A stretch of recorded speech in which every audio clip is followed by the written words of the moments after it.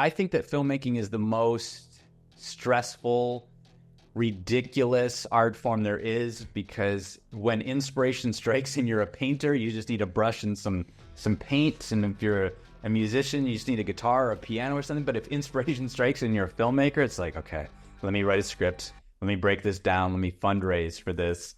Let me cast it. Let me give me a break. Like, by the time the movie's ready to go, feels like any momentum of actual inspiration is long gone. How's it going, everyone? My name is Alex C. Cohen, and welcome to My First Film, the video podcast where we ask some of Hollywood's hottest directors how they made their first film. Today, I'm really humbled and excited to be joined by Joel Potrykus. He is one of my favorite working directors today. He has made some incredible feature films. If you haven't seen Relaxer, it is an absolute must-watch with his longtime collaborator, Joshua Burge. He's made a handful of projects. Today, we're going to be focused on Ape, which is our debut feature film. It was made for next to no money, but it went on to win Best Emerging Director at the Locarno Film Festival. We're going to get into it and really dig deep in all the steps of making this movie. It's very Kevin Smith-esque how Joel was able to put this together basically himself with next to no money. Joel's also a teacher, and I think you'll see that there's a lot of great teaching moments, and his philosophy on filmmaking is equal parts hilarious and super practical. Stick around to the very end, and I'm going to talk a little bit about my debut feature film, Petunia. Without further ado, here's Joel. Joel, thank you so much for being on here. You've been really a big inspiration and help to me as I was developing the Petunia short. And so I'd love to start, if you could just tell us where you're from and like what from your background inspired you to pick up a camera. Yeah. It's good to be on here, Alec. Good to see you. So I am currently in Grand Rapids, Michigan, but I'm from a small town called Ossineke, Michigan, which is just outside of Alpena, Michigan. So it wasn't something like when I was a kid, it was like, I want to be a filmmaker. It wasn't until when I turned 16, I could finally like go to the video store by myself, rent Evil Dead. And that night, kind of things changed watching Evil Dead. That was the first time my brother and I could see people behind the camera, and you could feel that this was made by human beings and that they were Michigan filmmakers. And it all seemed kind of within reach, and it changed everything for me seeing that first Evil Dead movie. And from there, it was kind of like, as soon as I was 16 and I just started a job at McDonald's, and my first, I don't know, probably 5 paychecks went into buying a video camera from Kmart. And then it was like, game on, we're making movies, man. That's incredible. And tell me about those early shorts. What were you just making horror? Were you getting straight into it with your brother? It was a lot of just playing around with Star Wars figures and just things that we thought were funny. And then the first, like, more, I don't know, it's hard to even call it serious live action stuff, was the first one was called Beyond the Trees, which is starring, my brother was usually the star and I was the director / camera operator. And it was just about a guy, like a Bruce Campbell type Ash figure, hunting Bigfoot. We were really into Bigfoot. And then it was like, once Tarantino came along and things, it was like our fake Reservoir Dogs. And so it was like gangsters and monsters, just like every other teenager was into. Yeah. And it feels like those early lessons, like the fact that you had to have the camera in your hands, kind of in a weird way trickle into later when you're doing feature films, like, oh, the camera's kind of back in your hands kind of thing. Yeah. Yeah. I've always felt really confident with the camera in my hands. And it's something ironic is, you know, as you get more professional, you lose the camera. That's one thing that you don't hold on to anymore. Absolutely. And so was it 2 years later you started Grand Valley, which you currently teach at, right? Which is kind of amazing. But was there a film program there at the time? So I actually went to a community college, Alpena Community College, for 2 years. And they did not have a film program. That's all I wanted to study was film, but they didn't have that. And I was writing movie reviews for the high school newspaper. And so that just carried on into the journalism classes. And I was writing the movie reviews for the community college paper there, the polemic. And then, so I spent 2 years at Alpena Community College and then transferred to Grand Valley, where I studied filmmaking. Were there any like important projects during this time, or any like key collaborators that you met during school?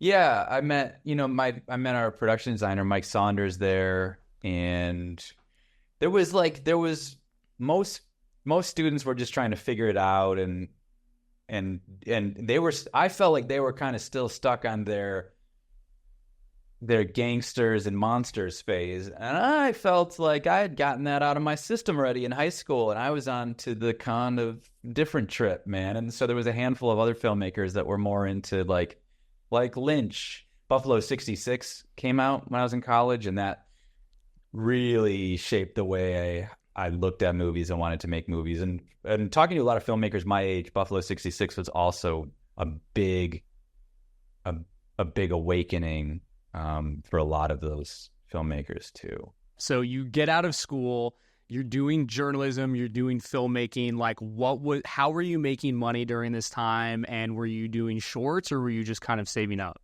So when I graduated, it was actually just I worked at like a Star Theater, which is now an AMC. Not even as a projectionist, but like in the concessions and like cleaning up after. And I worked at Barnes. I probably had 30 jobs in my 20s. I moved around a lot. I went to Prague and taught English. And then it wasn't until, I don't know, maybe I was like 27. I was like, what am I doing? I gotta get real here. And I buckled down and started to really decide to make my scripts. I was writing scripts just expecting and sending them off to like agents and things, expecting them to discover the greatness of Joel Potrykus without having to see something. And that was like my first lesson. It was like, oh no one's going to care or pay attention to you unless they can watch something you've written rather than read something you've written. And was that first short Coyote, or was it a different short? It was actually called Gordon.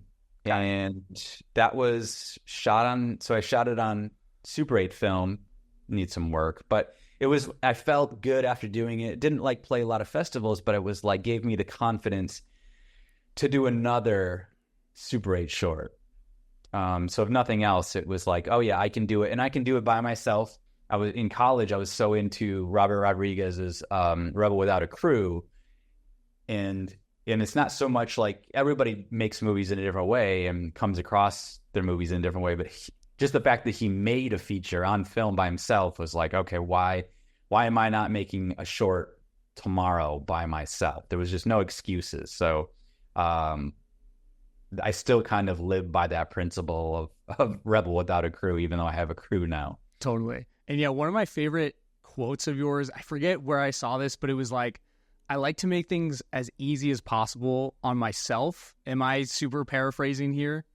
No, you're not. I mean, I think that filmmaking is the most stressful, ridiculous art form there is, because when inspiration strikes and you're a painter, you just need a brush and some paint. And if you're a musician, you just need a guitar or a piano or something. But if inspiration strikes and you're a filmmaker, it's like, okay, let me write a script. Let me break this down. Let me fundraise for this.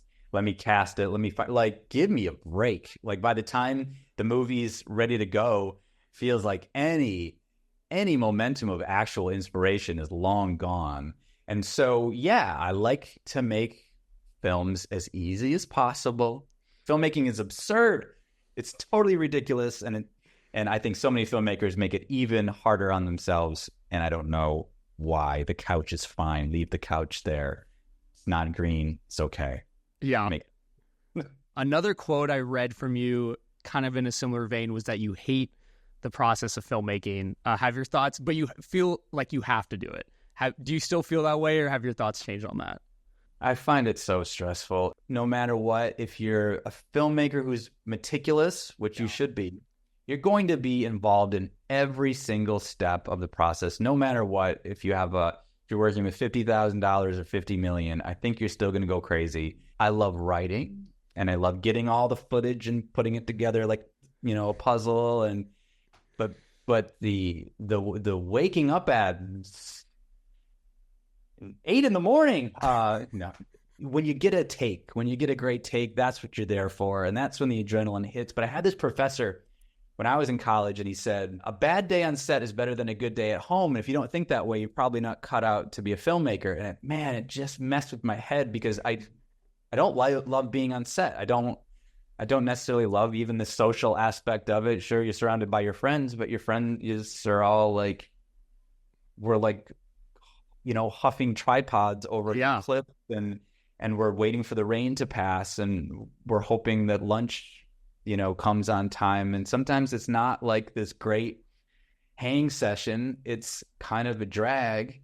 And so I would much rather be at home. A good day at home is amazing. A bad day at home is amazing. And I don't know, there is some little sick voice in the back of my head that keeps bugging me with this idea I've got and saying, you should shoot it. You should shoot it soon. Absolutely. I think I speak for a lot of people where we're grateful for that little voice in your head that keeps you going. For certain, for a project like Relaxer, the practical takeaway from these sound bites is, like, if you can make it easy on yourself from the script and conceptual part of it, do it. Yeah, Relaxer was, born out of this idea of like, what if we didn't have to move? And what if we didn't have to pack up every night or set up in the morning? We could just leave our stuff there for the whole shoot and make a movie in one room. That sounds really easy. And I bet it would be a really big challenge and something that we'd have to solve creatively. And this could be cool. And it's also, Relaxer is like, that's my fantasy, to just live on a couch for 6 months and have no one bug me and just let me play video games and leave me alone. But it's like the nightmare version of that fantasy. Yeah. So let's back it up. Was your New York stand-up arc in this period, or was it after grad school? So it was like I was in Michigan doing stand-up, then I moved to New York, and I was there for like a year, came back, was like, okay, time to get real. You're a full-grown adult here, Joel. Made the short Gordon, and then again, that gave me like the confidence to like, okay, I can do it. I can make a short. And then I started to write Coyote in the same way. There was no script, but it was just storyboards because it was going to be silent. We were going to shoot silent MOS on Super 8, and then I was going to put in the sounds after. And there was this band I loved in town called Chance Jones, and the lead singer, his stage name was Chance Jones too. His name is Josh Burge, and there was just something electric about that band, and specifically him and his persona on stage. Like, you'd go to the shows and everybody would be looking at him, and he was just had a certain kind of energy and movement. And I was like, ooh, that guy's got something. Everybody's looking at him, including me. I want to maybe put that guy in a movie. So I asked him to be in Coyote. When we finally like kind of put Coyote together and I put the right music over it, I was like, that's the thing I've been trying to make this whole time. That's the feel and the tone and the look that I've been going for. Maybe it's time to think about what a feature film would look like. Because right around that time, Canon started, I guess other companies, the DSLR camera was a thing. And all of a sudden you go to Best Buy and get a camera that shot 24 frames per second and looked cinematic, man. What was like day one of either writing or like developing Ape? I didn't really have anywhere where it was going. The story just about a stand-up comic doing the same routine over and over. So then I'm like, man, this is my first feature. Nobody's like giving me money that I have to like feel guilty about repaying or anything. Like, it's very low budget. Yeah. And I can just kind of do whatever I want. Like, why don't I just throw in all these crazy ideas that I've had for the last, 5 years about what would be cool for a movie? Why not make him a stand-up comic who's a pyromaniac? Why not, think about this thing, an ape. I'm going to call the movie Ape. I don't know why. I love that name. I was like, why don't I just stick in an ape somewhere? And, all of these little just notes I've been writing to myself about, a scene where an apple tree grows out of somebody's stomach. Why not? We can stick that in there somewhere. So it was, I think that's what you should do on your first feature. All these crazy ideas and just put them together. Maybe they'll work. Maybe they won't work. Maybe they'll be connected. Maybe not. But it feels like there's a freedom there. And that's like the best thing I could have done for myself, is to just not worry about, does this all, I don't know, is it integrated for the story? No, just throw everything out there that you've wanted to do and just be kind of wild with that first feature. Are you comfortable disclosing the budget for principal photography? And can you just tell me, like, did you go buy the camera? Like, what kind of gear were you using and who else was on the crew? Yeah. So I had some film friends. So it was, again, just kind of like favors. Like, so I was working a full-time job at the time. I was managing an after-school program. And we had a summer program too. So it wasn't like I had summers off like a teacher or anything. And I was working Monday through Friday, 9 to 5. Luckily, Josh was not working at the time. He was a musician, so he's just kind of, musicians.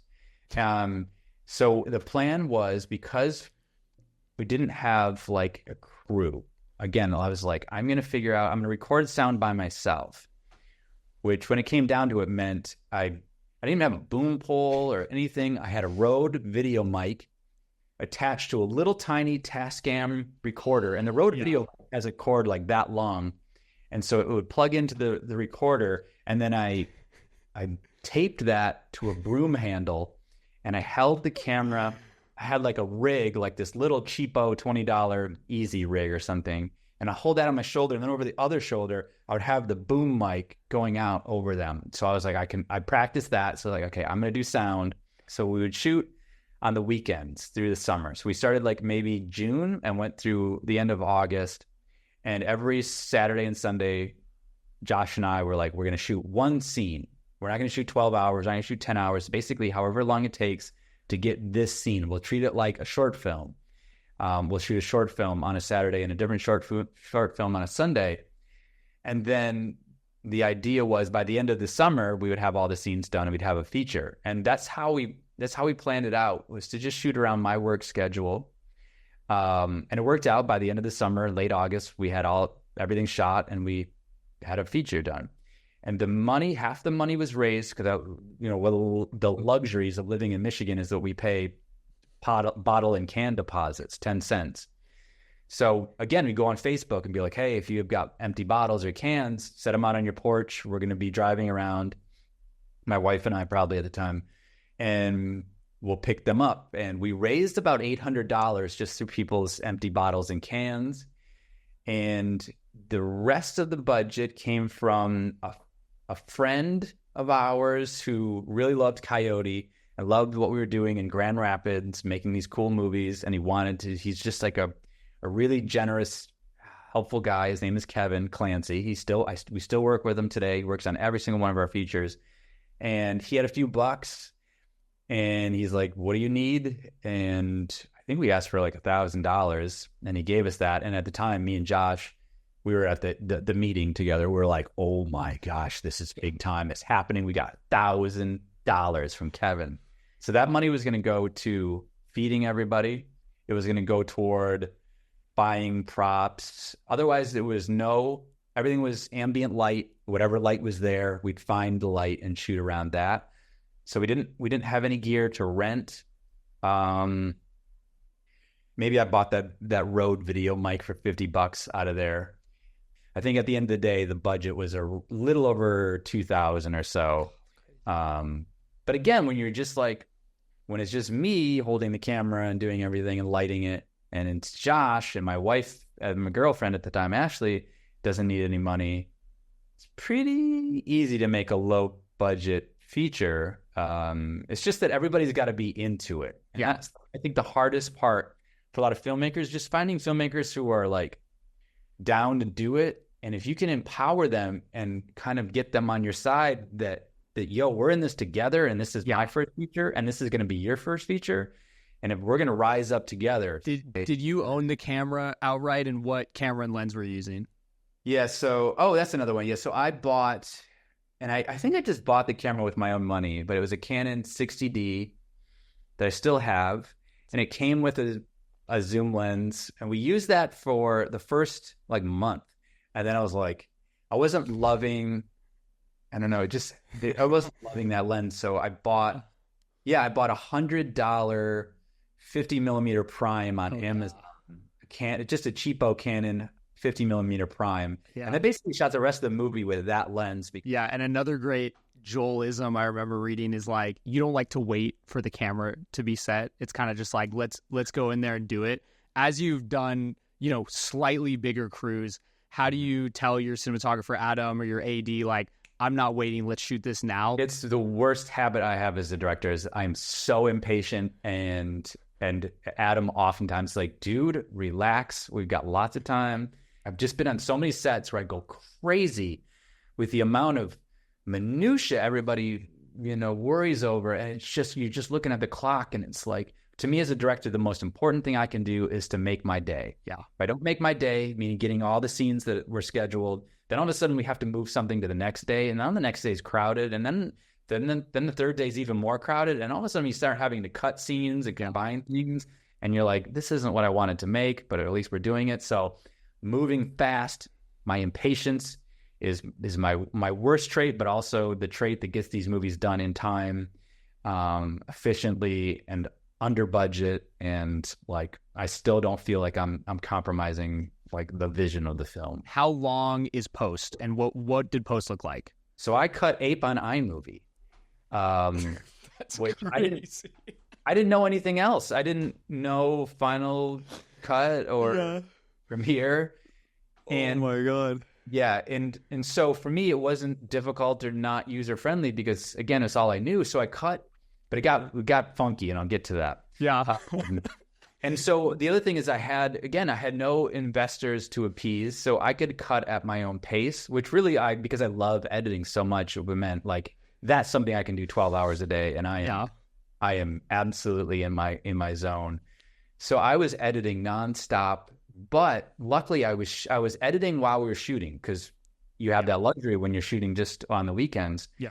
Coming into this is the first time, my first feature was the first time I ever shot anything conventional, meaning if there was a conversation, over the shoulder shots. Like I'd never done that. Like everything was just kind of like one character, one take, one shot, got it. And all of a sudden we have like conversations, and there were a couple of times where I messed up the line. I crossed the line, and so I had to go like reshoot things, which sucked. And then I was editing through the fall. I can't believe you edited this in iMovie. Were you saying that there were some kind of problems that arose?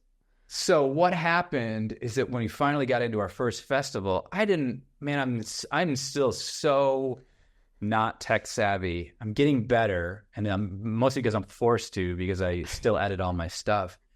But what I wasn't realizing at the time is that iMovie couldn't export at 24 frames per second. It could export at 29.97. And so when I got into my first festival and learned what a DCP was, DCPs needed 24 frames per second. So I had to, and I didn't know that until the festival's like, we need this DCP in a month. And I spent like a week and a half, like, what is going on? Why can't this export at 24 frames per second? Until finally, like, a tech friend was like, dude, it just doesn't happen. And I don't know what to do. And so I then I was broke at the time. So I had to go on Pirate Bay and find a copy of Final Cut, download it, and very quickly learn how to manage that software.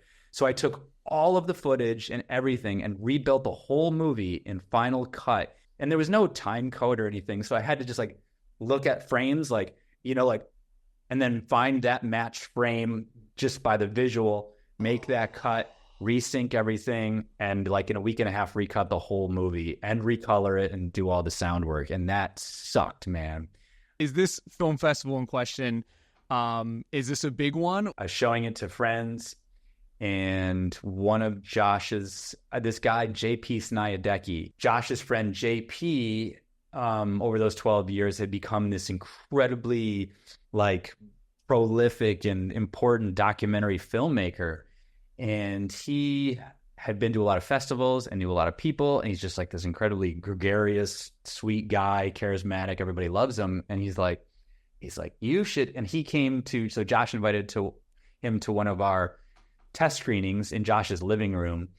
And because JP JP's one of these guys who lives in China and Chicago and New York. And he's just a globe-trotting guy. And he was in town, and we brought him along to watch this cut of Ape, and he saw it, and he had some notes, and I was like, who's this guy giving me notes? That were all good notes. But he's like, you should send it to Locarno, because there's the head of the festival right now is looking, he's really into kind of wild, out there, low budget American indies. And I was like, well, that's this. And he's like, yeah, that's this. And so I sent a DVD to Switzerland. And a few weeks later, I got an email from, his name is Olivier, I mean, they loved the movie and they wanted to program it, and I couldn't even write back. Like it felt like it was just like such an amazing moment. It took me a day to write back and accept it, I think. And that changed. That was the start of my career. And was it like a financial burden at the time to like physically get yourself out there, because you won a pretty big award while you were out there, right? Yeah, it was. I went, my wife, girlfriend at the time, Ashley went, Josh went, and our production designer, Mike, went. And just the ticket for me and Ashley alone to get out there was more than the budget for the film. It was like around a little over $3,000. We'd only spent a little over $2,000 to make the movie. It wasn't something we ever questioned. Yeah. And did you know you were going to win Best New Director, or was that a surprise when you were out there? No, that was a total surprise. And I mean, and like getting into Locarno exceeded any kind of fantasy I had for that movie. And making this little, $2,500, whatever it was, dollar movie with a Canon 60D with a handful of friends, and then playing, our premiere was for a sold out screening of 1,000 people. 1,000 people. It was like just dizzying. And then learning that, I won some dough and I was the best emerging director. And it was like, it was all, the weird thing is that that's the greatest film festival experience of my life. It has never gotten better. I don't know if it's so far. I don't know. Maybe it's because I've never won anywhere near an award of that magnitude that came with that much dough. Let's talk about distribution. Factory 25, right? Yeah. And how did you guys find each other? Yes. So we were lucky enough, and maybe one of the big influencing factors for me to win that Best Emerging Director at Locarno was somebody on the jury was made up of maybe 5 to 8 people, but one of them was Alex Ross Perry, who was this New York filmmaker. At the time, he had made a film called The Color Wheel. Yeah. I'm pretty sure that The Color Wheel, which I think is his second feature, was distributed by Factory 25, and Factory 25 is run by Matt Grady. And it's a pretty tight crew that they've got out in New York of all those filmmakers and people that they all hang out together and they talk. And I think from what I remember, Matt Grady had emailed me out of nowhere and said I was talking with Alex Ross Perry about Locarno and asking him if there was anything good that he saw. And he mentioned your film. Could I get a link? Absolutely. And so you get a little bit of this money from the film festival. How do you sort of parlay this? You get some distribution. You're making a little bit of money back. How do you take all this energy and go make Buzzard? I won. So that award in Locarno, I mean, it still blows my mind. In the conversion turned out to be like $23,000. Just insane. So there was no thought of how are we going to make the next one. It was like, we have dough. And so we used a lot of that money to make the next film. But again, having made the first one for $2,500 or whatever it was, making a second one for like 10,000, that seemed like we were working with like Shyamalan budgets or something. That was like the world is our oyster. We could get whatever we want. But I remember the night that we won that award in Locarno, sitting out on the steps of the hotel, just feeling great. Me and Josh just sharing a beer or something, just me and him. And it was at night, and we were in Europe, and it was romantic, and it was just like the magic was there. And I remember saying to him, I was like, well, this is it, man. And when we get back, they're probably all gonna just be like wanting to know what comes next. And they're probably gonna, I specifically remember saying like, they're gonna like want Ryan Gosling in this next one. And I'm gonna say, no, man, it's gonna be me and you. We got back to the United States. No one even knew that we won an award in Locarno. People had never even heard of the film festival Locarno. There was no news whatsoever. It changed nothing as far as like my status as a filmmaker and the ability to make the next movie. There was no one like, ooh, Best Emerging Director, Locarno. What do you want to do next, guy? We got money. We got stars. If you could just give one last piece of advice to a filmmaker, maybe someone from the Midwest who's like, they have no idea where to even start, what would you say to them? Yeah, that one's easy. Like the most important thing I do anytime I get ready to make a movie or I just want to make a movie is I set a date. July 1st. And I stick to that date, and I tell everybody I know that we're shooting July 1st so that I'm held accountable, and I feel like a real bum if it's July 8th and people are like, how is shooting going? I'm like, oh, we're still wait. Like, I will feel that social guilt. So July 1st, no matter what, we are shooting this movie. If we don't have the budget, we'll go steal a bunch of stuff. If we don't have the actors, we'll grab that person off the sidewalk. We don't have the locations, we'll just break in somewhere and shoot it. Like, that is the thing that I've run into so many filmmakers who are just like, we're waiting on this, and we're pushing it back another 3 months. We're pushing it back another year. We're pushing it back 5 years. We're waiting on this new camera to come out. That's going to be, it's 16K. We're waiting on this new software. We're waiting on this one financer to come through. Like, you will wait forever. July 1st, no matter what, start shooting your movie. You will not be ready. It is the thing that has allowed me to make these movies, is setting a date, and no matter what, sticking with that date. Yeah, I love that.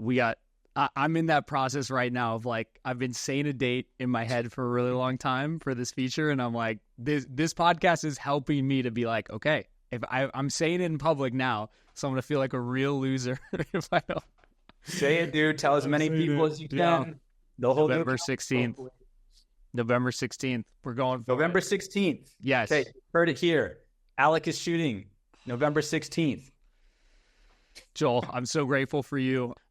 So if you guys want to watch Ape, I was able to watch it on Tubi, and you can also buy it on Prime or wherever you buy movies.